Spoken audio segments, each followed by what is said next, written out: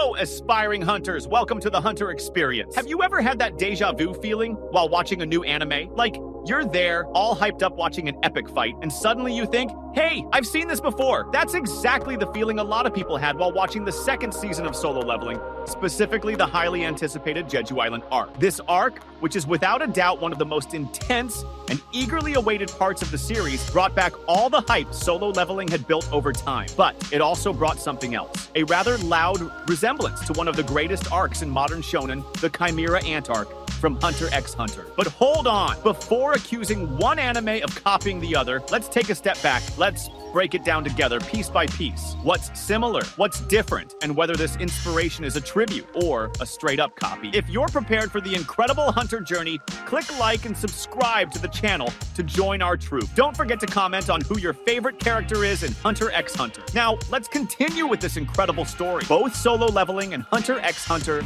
revolve around hunters. The central idea in both series involves people with special abilities taking on dangerous missions, usually involving insanely powerful creatures or worlds beyond human understanding. In Hunter x Hunter, hunters have to pass a brutal exam. Seriously, think of it as a hell-level entrance test to earn a license that literally opens secret doors. Want to access a cursed island, a mysterious tomb, or a legendary creature? With that license, you're good to go. Hunters even specialize: treasure hunters, monster hunters, criminal hunters, even gourmet hunters. Yes, that's a thing. In Solo Leveling, hunters are regular people who awaken supernatural powers after the appearance of gates connecting our world to monstrous realms. The difference is, nobody chooses to be a hunter. You just wake up one day, feel something strange in your body, and boom, welcome to hell. You get registered, ranked, and start diving into dungeons where dying is a very real possibility. Despite their different origins, both series establish a bureaucratic system with organizations overseeing the hunters. In Hunter x Hunter,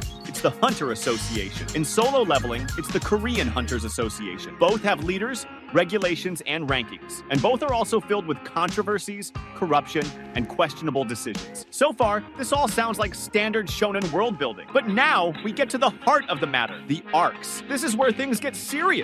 Anyone who's watched or read the Chimera Ant arc knows it's epic. A dense story full of twists, characters who go through radical transformations, and an incredibly heavy emotional weight. It's considered by many to be Hunter x Hunter's best arc, and even one of the best arcs in all of shonen. The story begins with a threat that seems like just another mission. A strange creature appears and starts feeding on humans. Things escalate fast until the threat evolves into an entire race of giant ants with hive structure and absurd evolutionary capacity. The Chimera Ant Queen starts giving birth to increasingly powerful soldiers until finally, Meruem, the king, is born. Meruem is the peak of ant evolution, a force of nature that defies logic. And he's not just strong, he's intelligent, strategic, and eventually begins questioning his own existence and purpose. The arc shifts from pure brute force battles to a philosophical deep dive into humanity, power, and empathy. Now, let's cut to Solo Leveling. In the Jeju Island arc, we have an island that was overrun by monsters years ago. The Korean government tried to reclaim it 3 times and failed miserably each time. Now, they launch a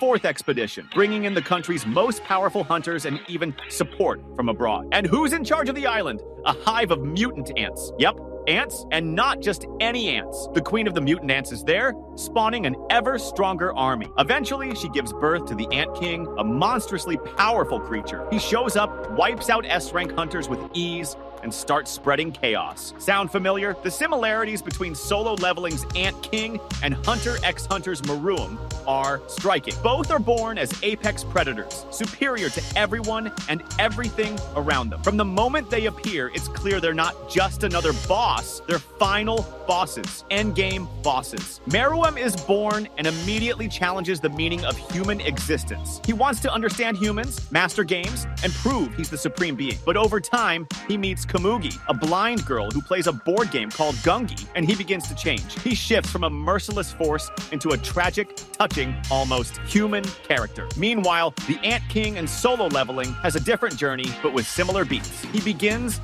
as a brutal force of destruction, but after being defeated by Jinwoo and resurrected as a shadow, he becomes Beru, a loyal ally. That's right, the villain becomes a partner, and not just any partner. One of the most charismatic characters in the series. He has humor, presence, and in a way, a new purpose. Both villains stop being just monsters They become symbols of transformation. Meruem changes because he is confronted with humanity. He isn't defeated physically. He is changed emotionally. He meets Kamugi, a fragile blind girl who plays Gungi. Despite being inferior to him in every way, she always beats him at the game. And more than that, she's not afraid of him. She treats him like a person. Meruem, who was born to be a god over humans, starts to wonder, if I am the supreme being, why can't I defeat her? Why does she move me? And this doubt becomes a mirror turned inward. He begins to understand concepts like compassion, sacrifice, and love. When he dies, it's not as the king of ants. It's as someone who finally understood what it means to be human. Now, cut to Beru, the ant king from Solo Leveling. Beru is born as a force of nature. He crushes S-rank hunters like they're toys. But then enters the protagonist,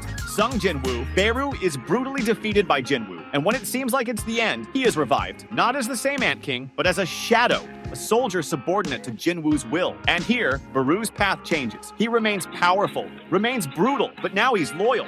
And more than that, intelligent and charismatic. Beru starts to stand out among all the shadow soldiers because he has a sense of humor, pride, and even his own opinions. But here's the thing. He doesn't change because he discovered something about love or humanity. He changes because he now has a new master. His transformation is more like that of a warrior who finds purpose, not a villain who philosophically redeems himself. This marks a key difference in the tone of each story. Gon Freaks S from Hunter x Hunter is a boy searching for his father, constantly getting into situations he doesn't fully understand. During the Chimera Ant arc, he is completely transformed. He loses his innocence. He sees his best friend mutilated, his mentor killed, and his hope fall apart. The result? Gon abandons his own humanity to gain the power he needs to avenge someone he loved. He risks everything, literally everything. His life, his future, his body. The Chimera Ant arc is a personal tragedy for Gon. Sung Jinwoo in Solo Leveling is a different vibe. He starts as the weakest hunter in the world, literally a walking meme, but after a mysterious event, he wakes up with the ability to level up infinitely, the famous RPG system in real life. From there,